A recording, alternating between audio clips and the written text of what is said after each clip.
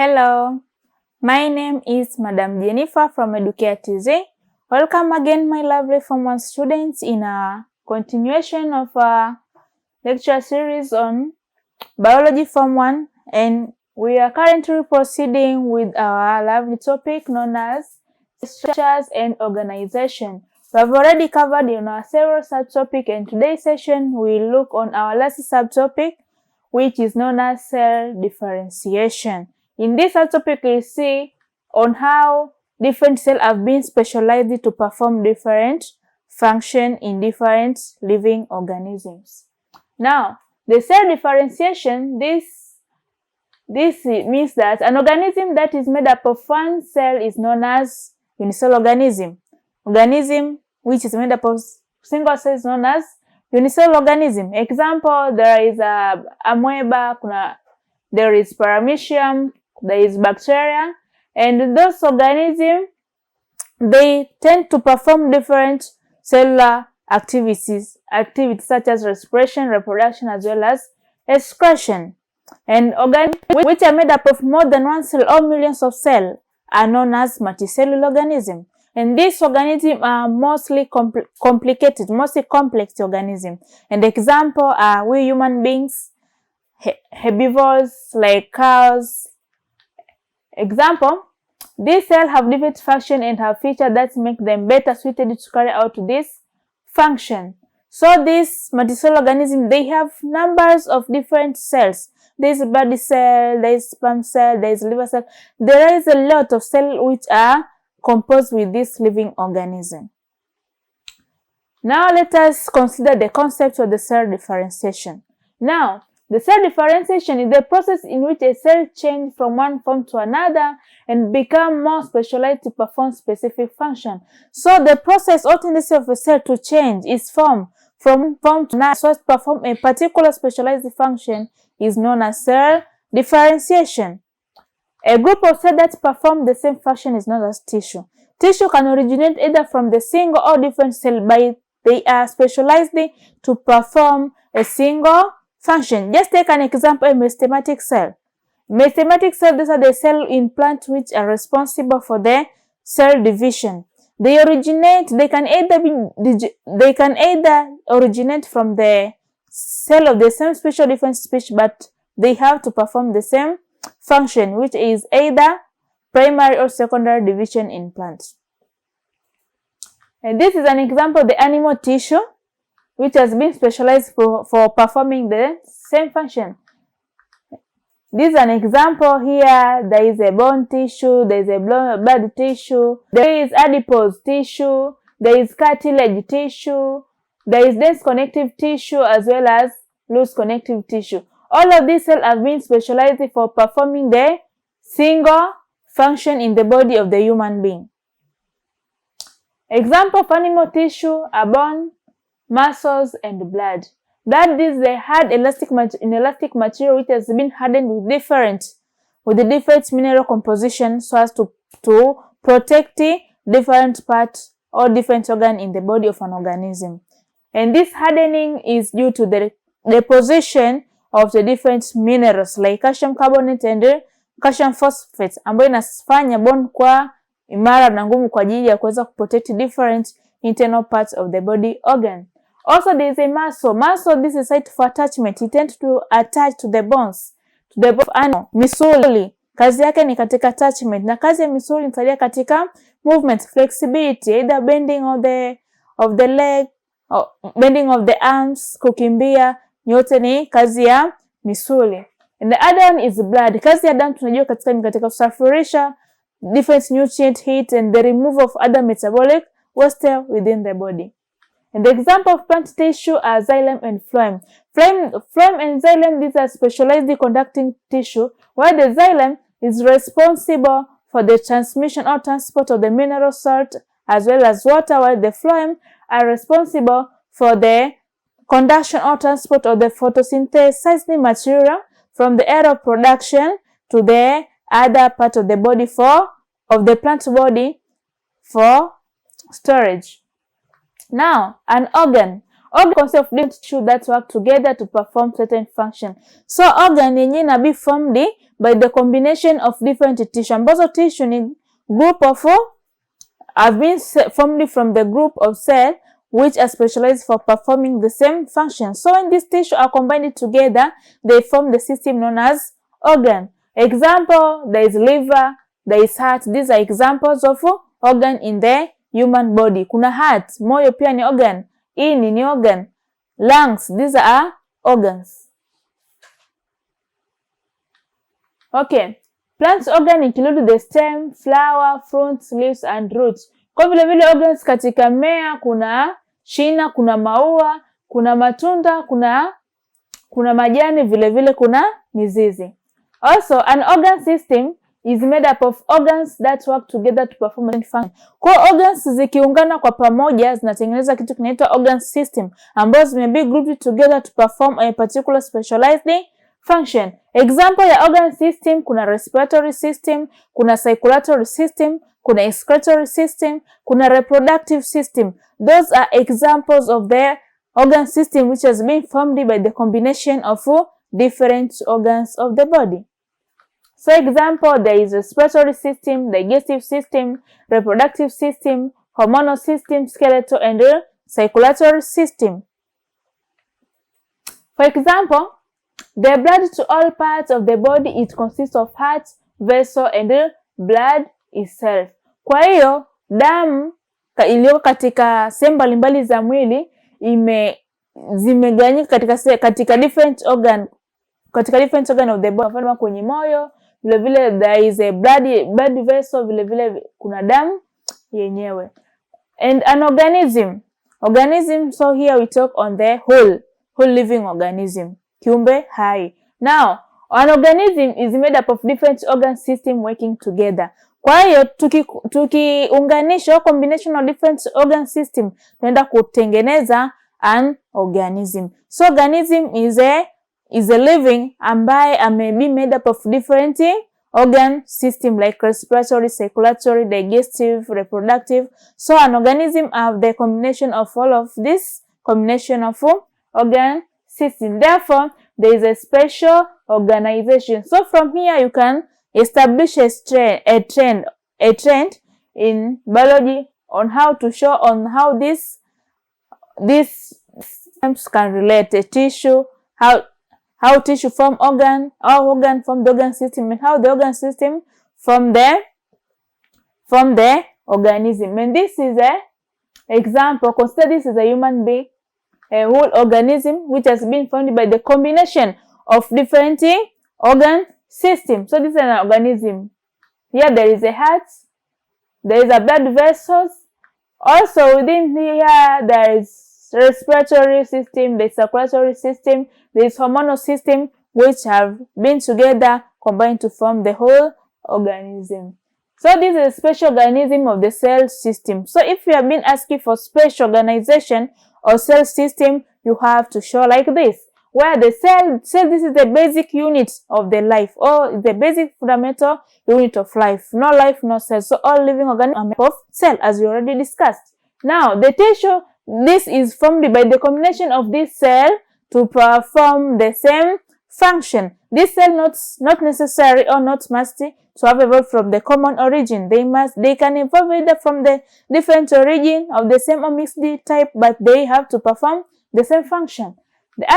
The combination of tissue form the organ, and the combination of organs form the organ system, and the combination of organ system form the whole organism.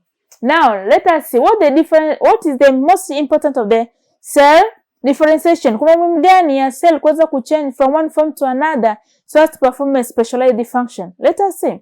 Now, it leads to division of labor. The division of labor means that the cell have been differentiated to perform a specialized function.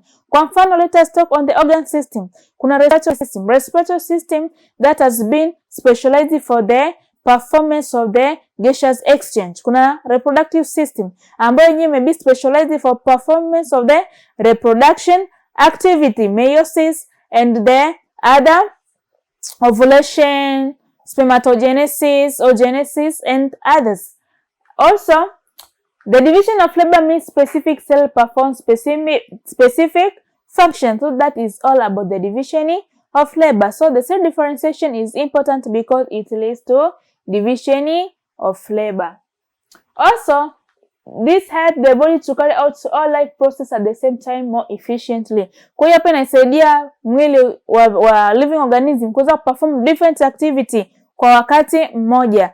Ndio maana at the same time unaweza kupumua, unaweza kutembea, unaweza kwa digestion, ukafanya respiration, ukafanya reproduction and other excretion and others activity. This is an important of the cell differentiation kwa sababu kila cell ipo specialized kwa kufanya kazi yake. There is no dependence of only single cell to perform other bodily activities.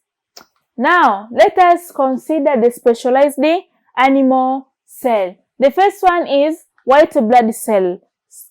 Seli nyeupe ya damu. Seli nyeupe ya damu kazi yake kubwa ni katika kutengeneza the antibody, ambayo antibody necessary for the body immunity kwa ajili ya kuweza kufight against diseases. Na ndio maana those viruses of HIV strokes wana depend sana wana attack this white blood cell kwa kuna T helper cell ambao ndio wanaenda na weekend napelekea mtu kuweza kuugua AIDS au kwa kifupi ukimwi, anakuwa na upungufu wa kinga. So white blood cell can change their shape so as to engulf and destroy harmful organism. Kwa kazi yake yeye ni kuweza kufight any pathogenic bacteria ambao anajaribu kuweza kuinvade the body na kwa kufanya engulfication. So in case if itafeli kuweza kumdestroy that particular virus or bacteria causing diseases, inapelekea mtu kuweza kuugua. And some contain digestive enzyme which destroy the microorganism.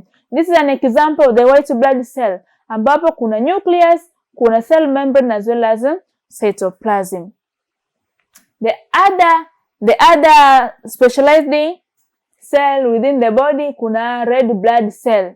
The red blood cell here contains hemoglobin ambapo within the hemoglobin kuna iron ambapo it is necessary for the oxygen transportation within the body. The hemoglobin tends to combine with oxygen to be transported throughout the body part.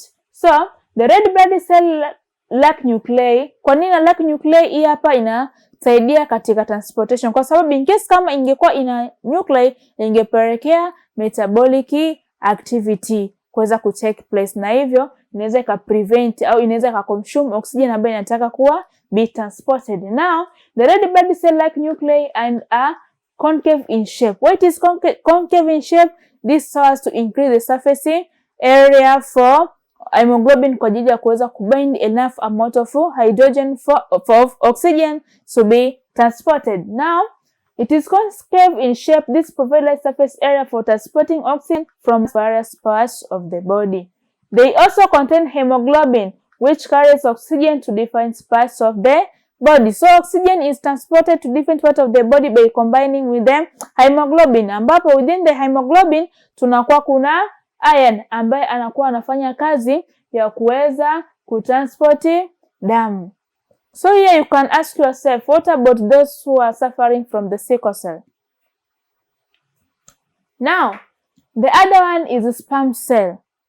Hapa ni mbegu ya kiume. Kwa hiyo hapa ni cell ambayo ina deal na formation of the sperm. Now, the sperm cell fertilize the female egg in order for reproduction to take place. So, kazi ya sperm is fertilization.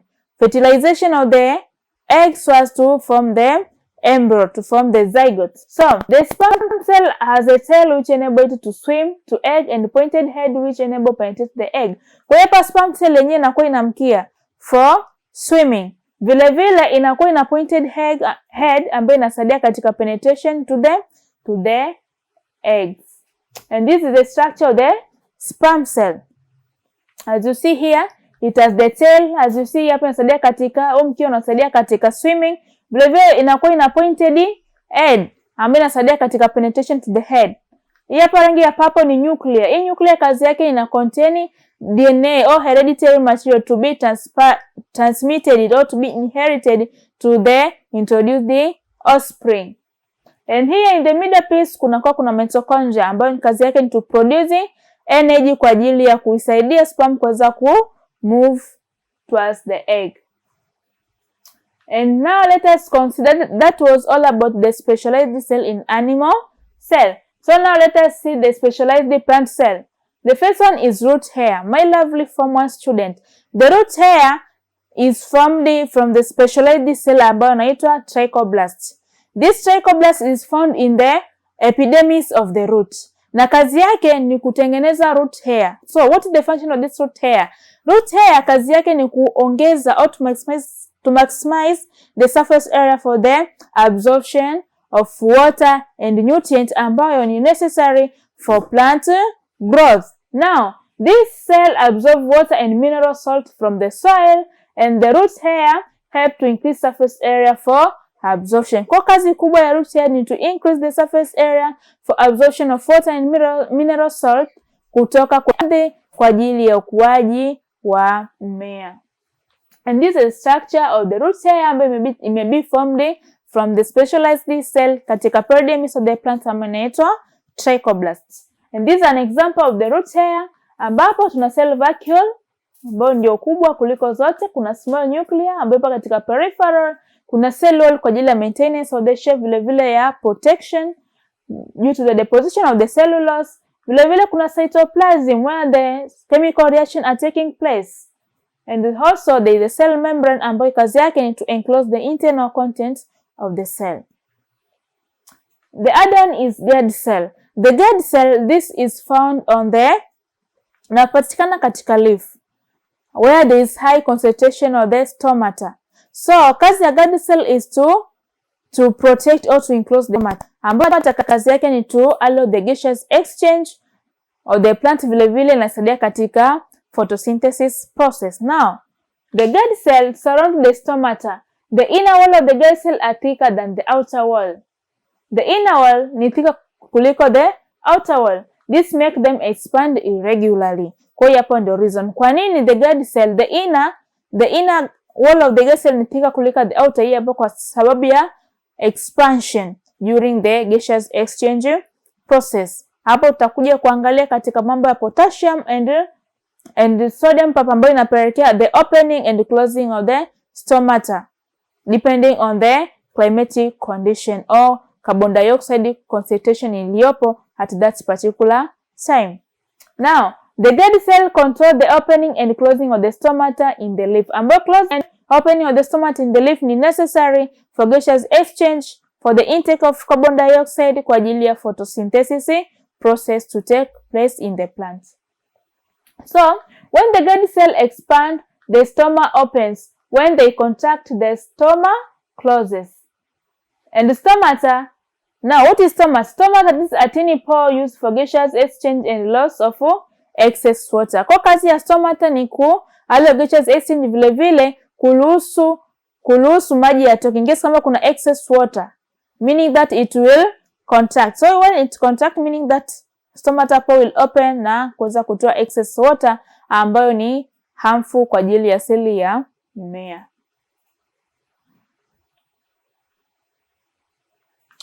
Now this is the structure of the guard cell. The white one in the middle, that is the stomatopore, ambayo yenyewe when it contract and relax first for opening and closing of the stomata, for gaseous exchange and the removal of excess water. Also, the guard cell have thinner outer wall and thicker inner wall kwa ajili ya kuisaidia kuweza kuexpand regularly. And the outer one kuna guard cell, vile vile kuna peripheral cell na epidermal cell. These are the components of the guard cell. The other one is xylem vessel. The main function of the xylem vessel, there are two main transporting or conductive tissue in the vascular plant. So the xylem and phloem vessel, these are the vessels which are found in the vascular plant. Example, angiosperm or flowering plant have these xylem vessels. So the xylem vessels are of hollow dead cell with wall made of lignin. Why they are made up of hollow dead cell? Hii kwa ajili ya kuweza increase surface area for transportation of water and mineral salty. Na vile vile its wall are made up of lignin kwa ajili ya protection. Lignin kwa ajili ya protection to withstand that force of root pressure during the transportation process.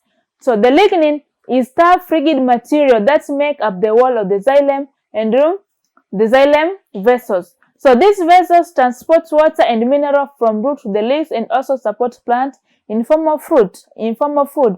Kwa hiyo all woody plant, miti yote ambayo unaona ina cones, those hard wood, they are made from the deposition of the xylem vessel. So the xylem vessel will respond for the fixation of the hardwood in the plant. So this plant which will lack this xylem vessel, meaning that they are saltwood. Example, there is conifera phyta or coney plants. Example, kina pines, kina Christmas trees are the example of this softwood which lack the xylem vessels.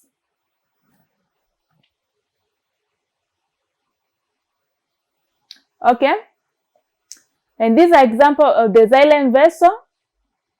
We have seen that they have the wall which with the position of the lignin. Also there is a lumen which is the central part for the transportation of the material. The other one is palisade cell. The palisade cell, this is normally found in the plant leaf. Ambako within the palisade, this is one of the, inapatikana ndani ya plant leaf katika mesophyll as one of the ground tissue. Ambayo inakuwa imecontain the chloroplast na vile vile inasaidia sana sana katika storage. So the palisade cell are found in plant leaf contain large amount of chloroplast. The chloroplasts are the site for photosynthesis. They contain chlorophyll which absorbs sunlight energy during the photosynthesis. So this is all about the specialized plant cell tissue. This is an example of the palisade tissue ambayo inapatikana katika jani la mmea ambapo imecontain kiwango kikubwa sana cha chloroplast kwa ajili ya photosynthesis process to take place. Now my lovely students, up to now, that mark the end of our today presentation, which was all about the cell differentiation. I hope that now that you are aware and understand on the concept of cell differentiation, on how different cells are specialized to perform different function in the body of the living things. So now, before I sum up my session, you have to take a look or take a note on this task so as to improve your understanding. So the question number 1 states that using example of plant and animal cell, explain the meaning of cell differentiation. Using the example of plant and animal cell, explain the meaning of cell differentiation. Number 2, describe the function of any 3 specialized cell in plants. So my lovely students, up to now, that's marked the end of our topic. Have a nice moment. Keep on following Educare TZ. Have a nice day.